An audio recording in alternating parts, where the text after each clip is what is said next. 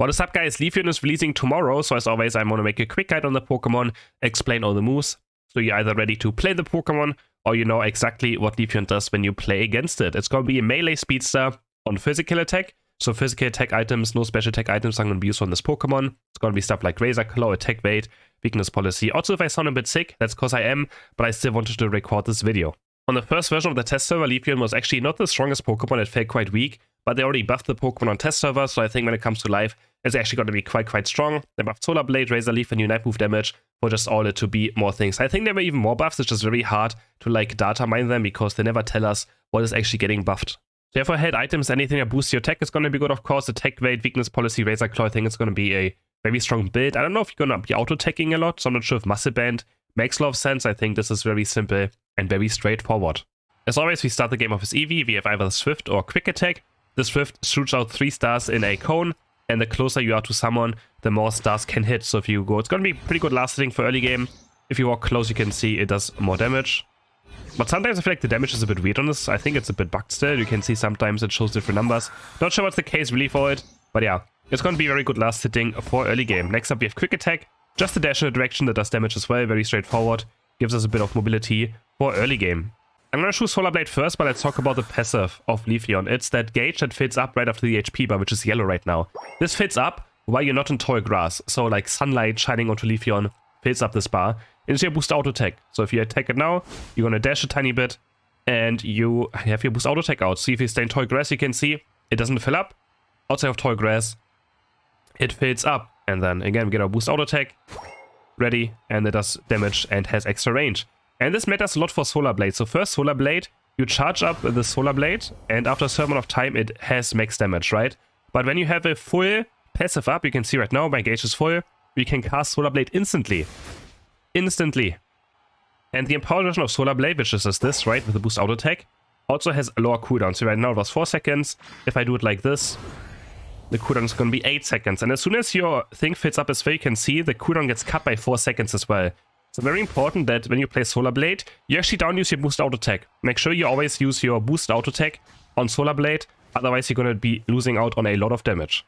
Next up we have Leaf Blade. Leaf Blade, we dash in a direction, has actually pretty good range. We start spinning around and we de-damage in this area. And if we hit people with the outside of the circle, we do more damage, and we also fill up our gauge. So right now you can see I'm going to use my gauge. If I do the middle of this, we don't get anything. But if I hit enemies with the edge of my Razor Blade, or Leaf Blade, sorry, it's called Leaf Blade, we will get our Chlorophyll, which is actually called our gauge, filled up, which is a very nice combo, of course, for this build. So if you go for Solar Blade, you will always be going for Leaf Blade every single time, just to fill up your boosted auto attack. Solar Blade Plus is actually quite useless for this build, because it gives you current damage reduction when you fill up your Solar Blade. So if we do it like this, we get damage reduction, which I mean is okay. But again, we will mostly be using our Solar Blade anyways, the quick attack one, right? So this one right here. So we will not be filling up most of the time. Leaf Blade Plus on level 12 is very strong though, because it gives us cooldown reduction for multiple enemies that we hit.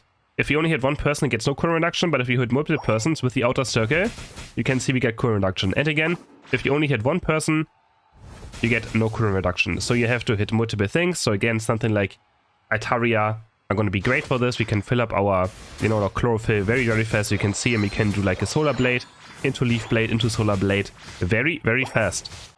Our other level 4 move is Razor Leaf, which I also find very strong actually. We shoot out a fan of leaves, and we can pull them back, and this can do damage twice. And of course, if we stand close to someone, if we hit multiple ones, we also get a shield. If we hit 5 leaves on someone, on the 4th and the back one, we each get a shield. And of course, we also do more damage. You can see right here. Another factor says that if you wait a bit longer, your Razor Leaf on the pullback actually do more damage. Right now, you see 1.7k damage. If I do it instantly, it only does 1.1k damage. But if I wait a bit and the bot doesn't go for me right here, we do a bit more damage, which is also very nice. So you don't want to always pull them back instantly. You actually kind of want to wait a bit. So yeah, you for sure want to wait a tiny bit before you pull back your leaves. You don't have to wait too long. You can see if I do it after like 1 second, it already does increase the damage. Next up we have Aerial Ace, which I found very weak on the test server. Was not a big fan of it. Of course, it's supposed to combo with Razor Leaf. But in the end, Razor Leaf and Leaf Blade I found still better together. But yeah, Aerial Ace is, I guess, similar to maybe like Tri-Tech Dodrio. It's we just dash in a direction and we get a boost auto attack. That's all there is to it. We dash and we get an empowered auto attack in, and that's pretty much all it does. We have 2 charges of it, and of course it's like, you know, it's supposed to combo with this, so you can like kind of reposition. So if you do something like this, you can dash behind the enemy target, right? And then you can pull back your Razor Leaves and make them easier to hit. Razor Leaf Plus increases our shield, which is also quite nice. Just makes our shield bigger, gives us more survivability. And Ace Plus just gives us less current on it, which I mean is also quite fine. But you can see even if I use it twice, it's quite a long cooldown. So yeah, I wasn't a big fan of this. I feel like Leaf Blade is for sure going to be the better move most of the time. And on level 8 we get the Unite move, which I didn't find too strong either, but it does a lot of damage now. So if we go in, we just target something and we dash down and we do damage. Twice. One in an area and one when after hitting one of the enemies. We can't do it on white Pokemon. It only works on enemy Pokemon. We become unstoppable in the air, but we don't become invincible like Sylveon.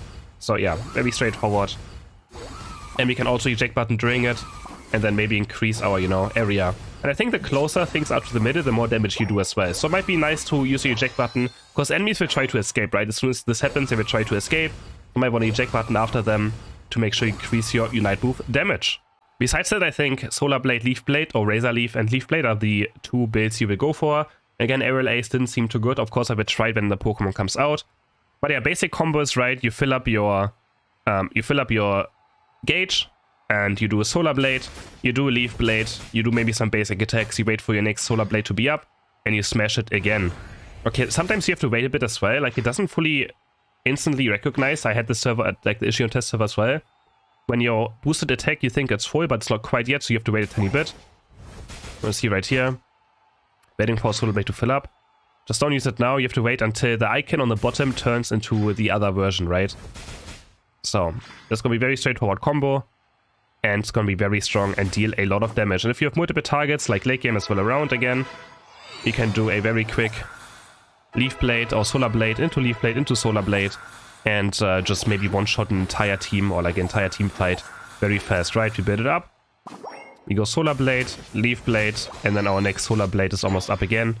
It's going to be a very, very strong combo. I think charging it up most of the time, you can maybe do an early game, but in team fights, you got to be careful charging it up. Of course, when you get to level 10, you get some current reduction. I think the most important thing is just to not basic attack in this build with your boost auto attack. I think that's very important because your Solar Blade will be having a much higher cooldown, and the boost auto attack really doesn't do much either, right? You can see it's alright, but like it doesn't really do too much for it to be, you know, worth using in this build.